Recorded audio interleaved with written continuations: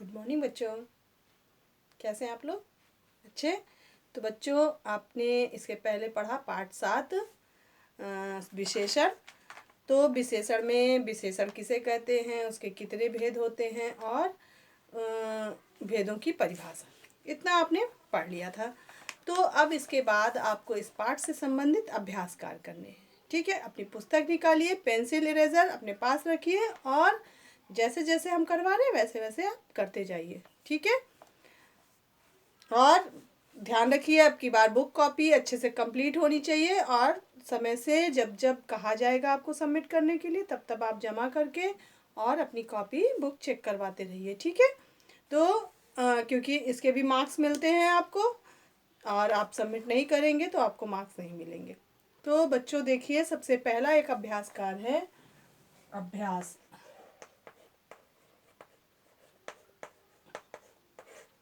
तो पाठ संबंधी अभ्यास है।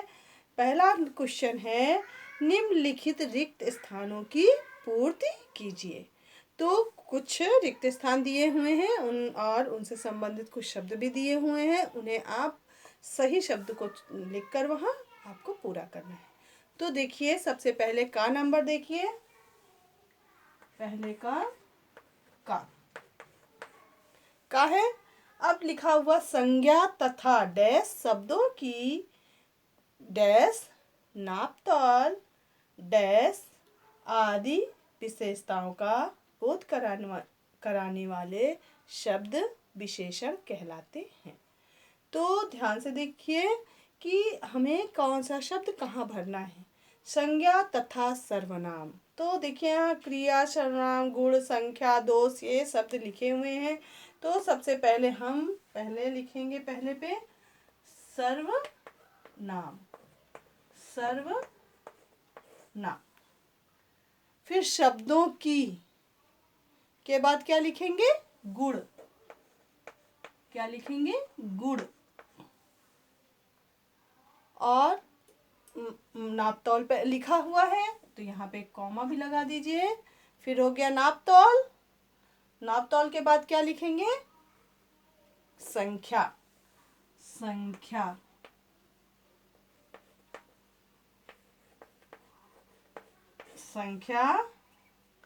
फिर यहाँ आदि है ना, कि उसके बाद सेंटेंस पूरा है। ठीक है, तो सर्वनाम लिखिए पहले स्पेस पे, दूसरे स्पेस पे गुण है, तीसरे स्पेस पे क्या है? संख्या। ठीक, अब देखिए खा नंबर देखिए ध्यान से, लिखा हुआ है विशेषण के डैश भेद होते हैं। ब्रैकेट में 4, 5, 3, 2 लिखा हुआ है। तो विशेषण के कितने भेद होते हैं? अभी भी आपने पढ़ा, कितने? 4 भेद। कितने होते हैं? 4। अब आपको विशेषण के भेदों के नाम, फिर पहले विशेषण के डैश लिखा हुआ है, फिर बना हुआ है नंबर 1, फिर डैश बना हुआ है, फिर नंबर 2, फिर नंबर 3, ऐसे 4 भाग होते हैं ना। तो इनमें लिखना है विशेषण के कितने भेद होते हैं? 4 भेदों के नाम। नंबर 1 क्या है? देखिए इसमें लिखा हुआ है गुणवाचक। तो पहले वाले में लिखिए 4 भेद होते हैं पहले इस पे। फिर नंबर 1 में है गुणवाचक,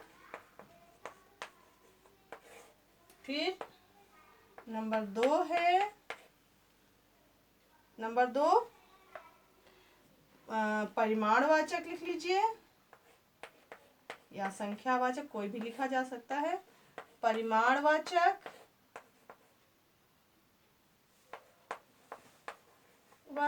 फिर नंबर 3 देखिए, परिमाणवाचक के बाद संख्यावाचक,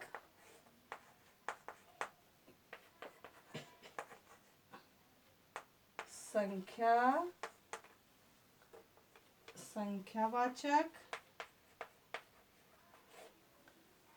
फिर लिखा है संकेतवाचक। जो सार्वनामिक विशेषण आप पढ़ते हैं उसे हम संकेतवाचक विशेषण के नाम से भी जानते हैं। तो यहाँ सार्वनामिक विशेषण ना लिख के लिखा है संकेतवाचक विशेषण। तो सार्वनामिक लिखा हो या संकेतवाचक विशेषण दोनों एक ही है, ठीक है, इनके नाम दो हैं। तो नंबर 4 संकेतवाचक।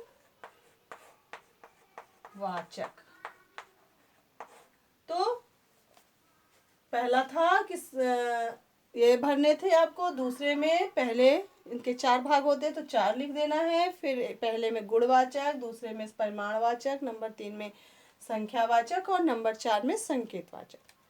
लिख लिया। अब इसके बाद आप देखिए कि खा हो गया, घा नंबर क्या है।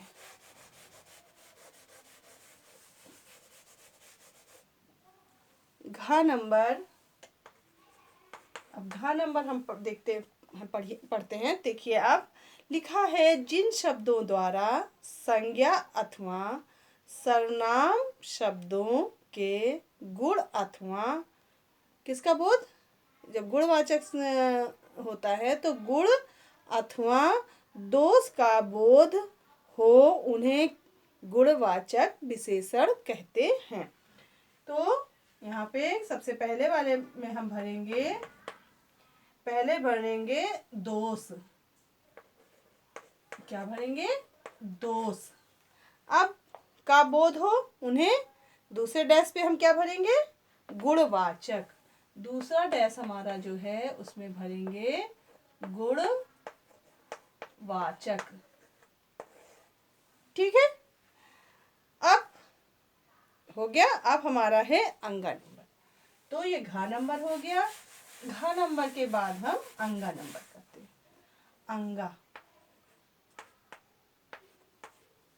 ठीक।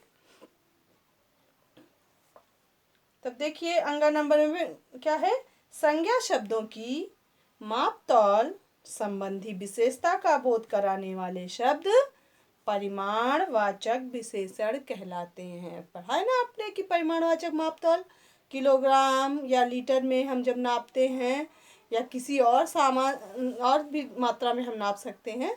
तो जब हम मान लीजिए हम किसी डिब्बे में भर के ही निकाल लें तो भी एक माप है ना, कि हमने इस डिब्बे भर के इनको आटा दिया।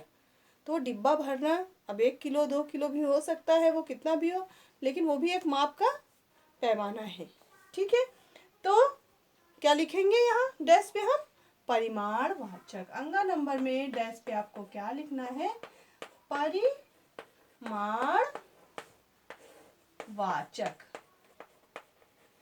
ठीक। तो आपका ये अभ्यास पूरा हो गया। प्रश्न 1 पूरा हो गया, जो है रिक्त स्थानों की पूर्ति।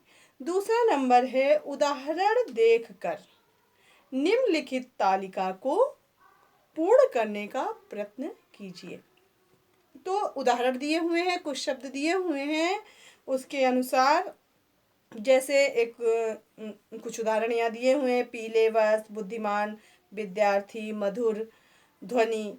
तो ये क्या है, संज्ञा शब्द से पहले आकर उनकी क्या बता रहे हैं, विशेषता बता रहे हैं कि वस्त्र किस रंग के हैं, पीले रंग के हैं।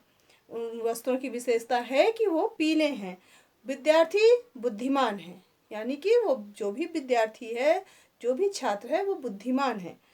ध्वनि, ध्वनि मतलब साउंड या आवाज़, तो कैसी है, मधुर, मधुर मतलब अच्छी, मीठी, ठीक है।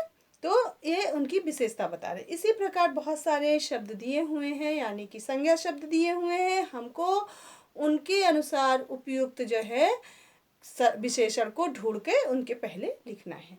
कुछ नीचे ढेर सारे शब्द भी दिए हैं, विशेषण तालिका पूरी अगर आप नहीं कर पाते अपनी मर्जी से तो आप इन शब्दों की सहायता ले सकते हैं और इन शब्दों के अनुसार ऊपर की तालिका को पूरा करना है। तो देखिए लिखा है भवन। भवन आप ऐसे भी विशाल भवन भी लिख सकते हैं, अपनी मर्जी से लिखे तो विशाल शब्द लिख सकते हैं, बड़ा लिख सकते हैं, अच्छा भी लिख सकते हैं। तो ये सब विशेषण हैं, लेकिन नीचे की तालिका में कुछ शब्द के लिए कुछ शब्द दिए हुए हैं, तो हम उनसे अगर लेते तो यहाँ एक शब्द लिखा है भव्य, मोटी के बाद लिखा हुआ है भव्य, तो भवन के लिए हम कौन सा शब्द प्रयोग करेंगे? भव्य। तो हम लिखते हैं अभ्यास 2। अभ्यास 2 में सबसे पहले लिखा है भवन, ऐसे लिखा है भवन। तो भवन के पहले हम क्या लिखेंगे? यहाँ लिख देंगे भव्य। ठीक, यहाँ लिख दीजिए भव्य। फिर दूसरे वाले कॉलम पे देखिए लिखा हुआ है रकम, रकम। तो और बाद में लिखते हैं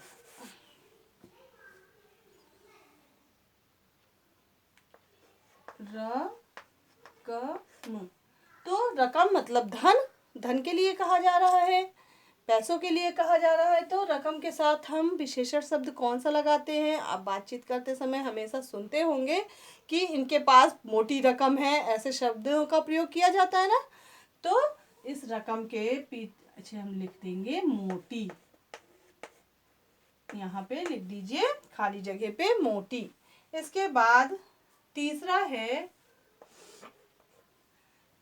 उसी में बहुत सारे आपके इस सारणी में दिए हुए हैं, तो हम एक सीक्वेंस में ऐसे ऊपर लेके चलते हैं, ठीक है, या हम ऐसे ऐसे कर दें और उसके बाद इसको कर लें, ठीक है।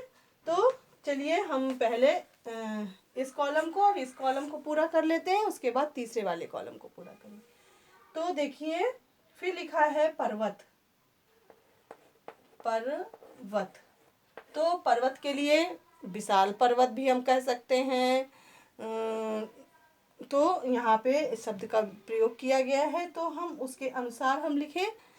तो ऊंचा लिखा हुआ है, इनसे एक शब्द दिया है ऊंचा, तो हम पर्वत के पहले ऊंचा विशेषण लगा के पर्वत की विशेषता बता देते।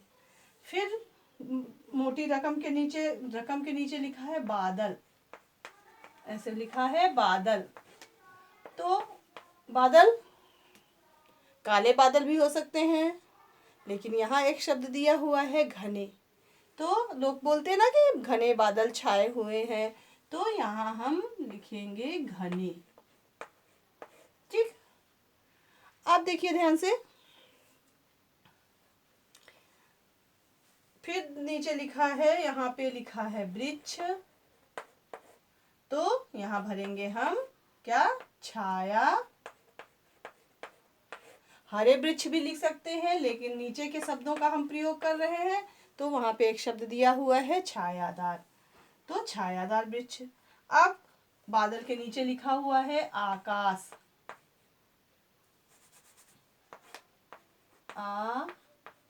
आकाश। तो इसके पहले हम क्या पढ़ेंगे? नीला आकाश। हम सारे शब्दों को नीचे से देख के प्रयोग कर रहे हैं। यहाँ पे काला आकाश भी हो सकता है, लाल आकाश भी हो सकता है। कभी कभी बादल आकाश बिल्कुल लाल लाल दिखता है ना, तो ऐसा नहीं है, और भी शब्दों का हम प्रयोग कर सकते हैं, लेकिन हम नीचे दिए हुए गए शब्दों का प्रयोग करके इस सारणी को पूर्ण कर रहे हैं, ठीक है। अब लिखा हुआ है युग, तो युग के पहले हम लगाएंगे प्राचीन। नीचे शब्द दिया हुआ है प्राचीन मतलब पुराना। वर्तमान युग हो सकता है, नवीन युग हो सकता है, कोई भी और भी शब्द यहाँ पर प्रयोग किए जा सकते हैं, लेकिन हम इससे प्रयोग कर रहे हैं, ठीक है। इसके बाद दिया हुआ है इधर आकाश के नीचे दिया हुआ है कार्य। तो कार्य, अच्छा कार्य, बुरा कार्य, आवश्यक कार्य, अनावश्यक कार्य, बहुत सारे ऐसे शब्द हो सकते हैं जो इसके पहले हम लगा सकते हैं, लेकिन हम लिखते हैं यहाँ आवश्यक कार्य। अब नीचे देखिए लिखा हुआ है, इसके नीचे लिखा हुआ है व्यक्ति, तो हम यहाँ भरते हैं बूढ़ा व्यक्ति। इसके जवान व्यक्ति, अच्छा व्यक्ति, बुरा व्यक्ति, बहुत सारा शब्द होगा, जो बहुत सारे शब्द हैं जो इसकी विशेषता बता सकते हैं। ठीक है, इस व्यक्ति की बहुत सारी विशेषताएं हो सकती हैं। ठीक है, अब देखिए लिखा हुआ है कार्य के नीचे लड़की, लड़की। अब लड़की के पहले हम लगाते हैं सुंदर। तो सुंदर, जवान, अच्छी, बुरी, बहुत सारे शब्द का प्रयोग करके विशेषण बताया जा सकता है, विशेषता बताई जा सकती है। तो वो भी उसका विशेषण ही होगा, लेकिन हम नीचे दिए हुए शब्दों का प्रयोग करके इनको पूरा कर रहे हैं। अब ये 2 कॉलम हमारे पूरे हो गए, तीसरा कॉलम हमारा बाकी है। ठीक है, अब हम तीसरा कॉलम पूर्ण करते हैं। अब तीसरा कॉलम में लिखा हुआ है भोजन। यहाँ लिख लेते हैं भोजन। अब भोजन कच्चा, पक्का, स्वादिष्ट, अच्छा, बुरा, गंदा, कुछ भी हो सकता है, लेकिन हम लिखते हैं स्वादिष्ट। भोजन क्या है? स्वादिष्ट। अब इसके बाद दिया हुआ है भक्त। भक्त तो लिखते हैं श्रद्धालु।